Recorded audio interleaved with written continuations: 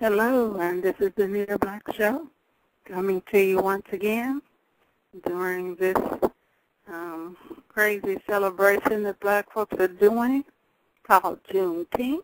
It is done every year around this time, and those of us that are awake try to answer your questions about Juneteenth.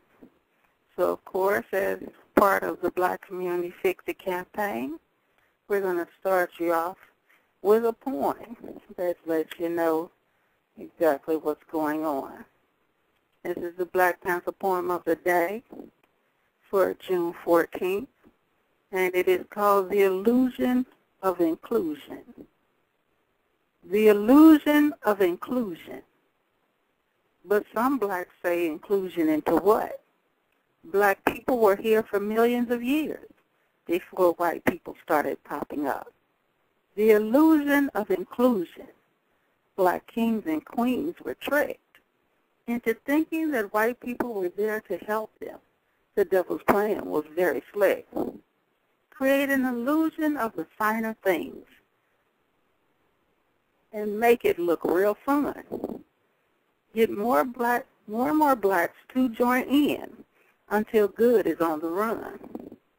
Create an illusion of superiority and do it in the name of God. But don't show blacks the real God you serve. Paint a pretty picture to do the job. Create an illusion of confusion to separate blacks from one another. Spread chaos with a holy cross. Make blacks want to kill their brothers. Create an illusion with a double standard and get some blacks to agree. The evil whites did is in the past. If you don't like it, then change history. Create an illusion that the things whites do now have nothing to do with race. From white religion, white entertainment, and white integration, all is slapping black people in the face.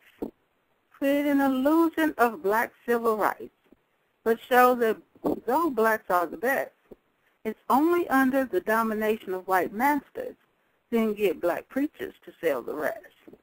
Create an illusion that blacks have overcome the inferiorities of the past. Make blacks beg and fight to be taught by whites, then place blacks in a white supremacist caste. Create an illusion that blacks are now equal in education, music, politics, and law. Make blacks give up being black and turn away from all of the black injustices they saw. Create an illusion that a black is now in charge of a country run by whites. Make him beholden to gays, white men, white women. Make him lead whites' global fight.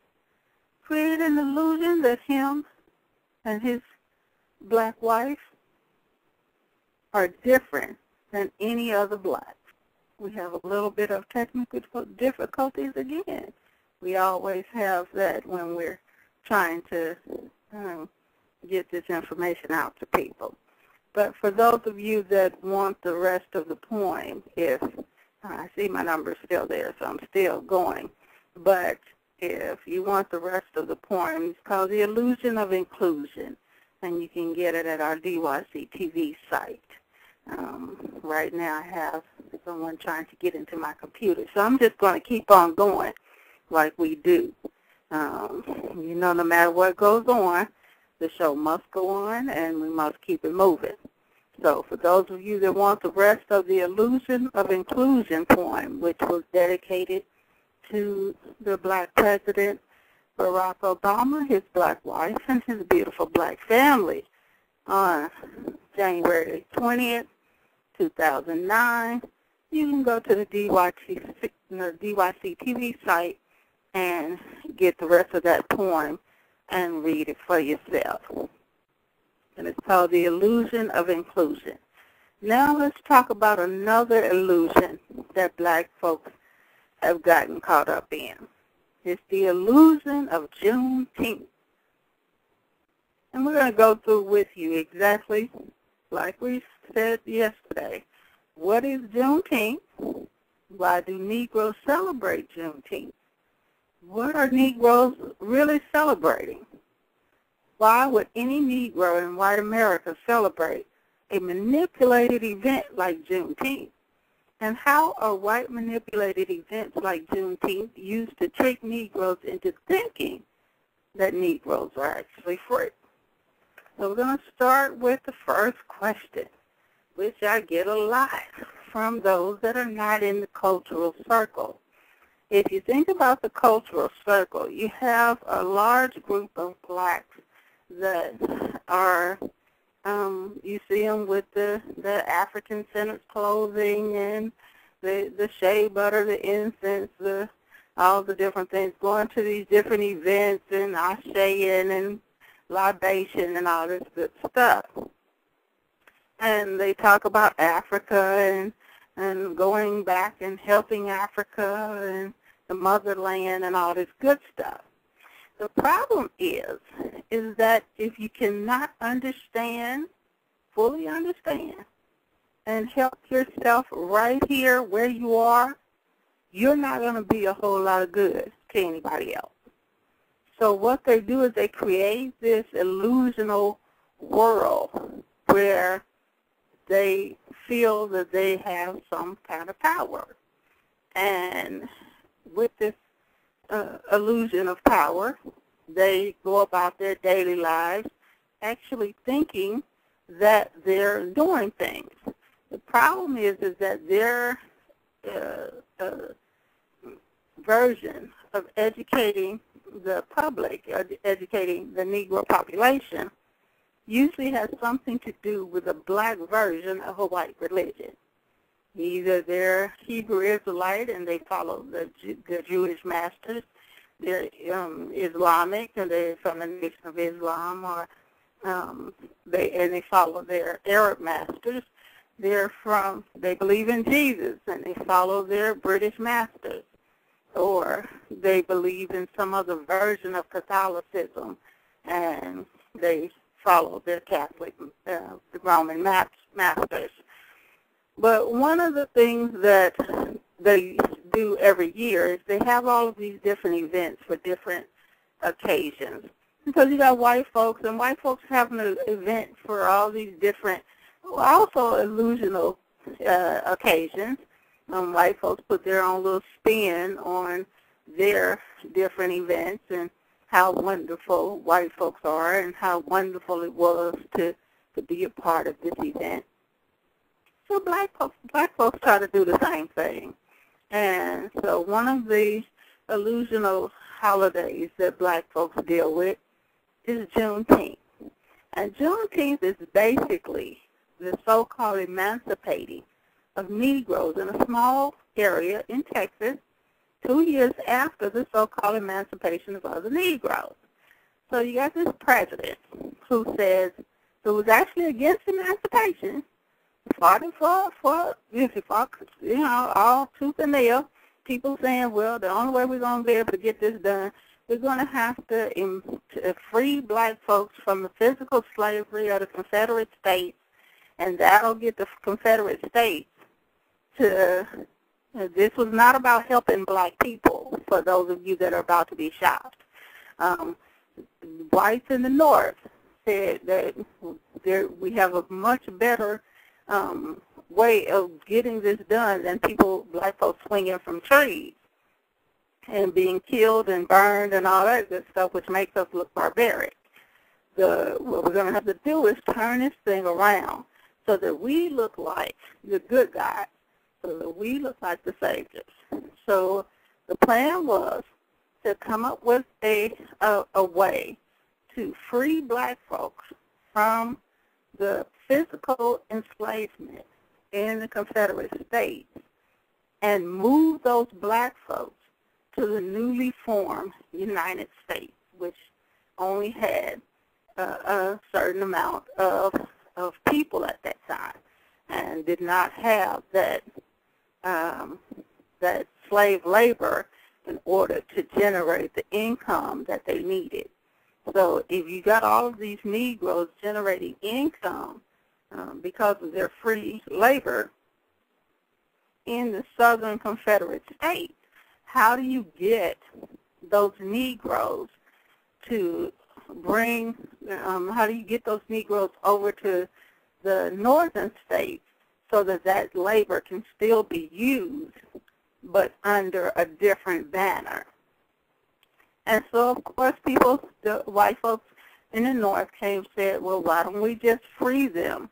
The newly formed United States will create a situation that makes the southern states, what we'll do is we'll illuminate the barbarianism, and we'll show that the southern states are doing something very, very evil, very, very wrong, and we'll start working toward creating a wave of indignation against slavery in the southern states.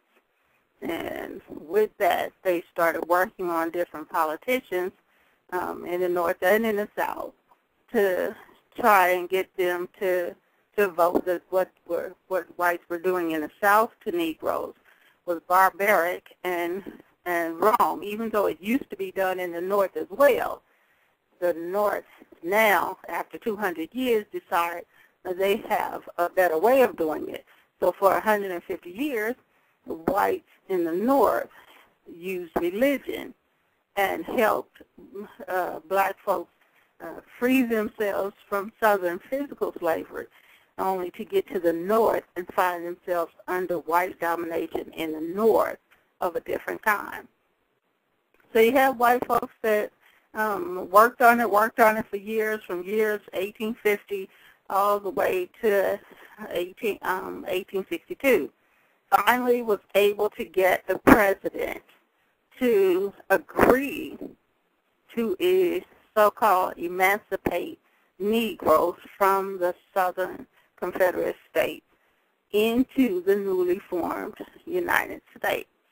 And so this president, President Lincoln, which unfortunately a lot of black people are so fond of, including the Negro president, that obviously does not know much history about Mr. Lincoln, or he would not be spouting how much he loved him.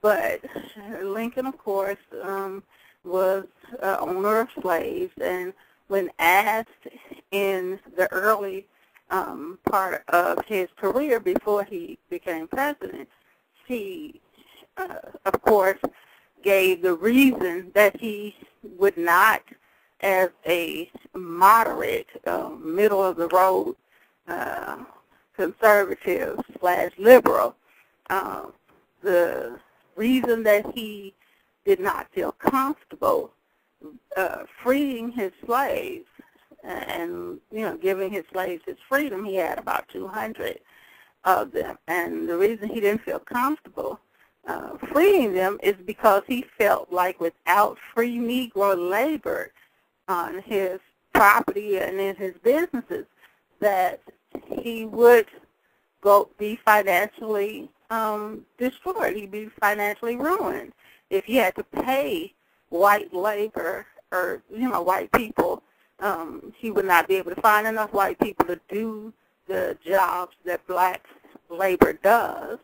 And if he had to pay black labor, he had 3 reasons, basically, why he did not feel comfortable doing that when he was pressured by the Quakers and abolitionists and different people. Now, the Quakers and the abolitionists are 2 different people, so I'm going to explain the difference between them.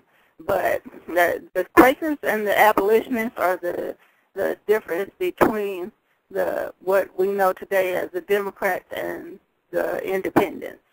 So we're going to explain first these 3 reasons why Lincoln felt, and all of this stuff is in the library. I know a lot of people don't actually get to go to the physical library anymore. You have been programmed to stay out the library now. But in the 1970s and all the way up to the 1985, the library was your primary source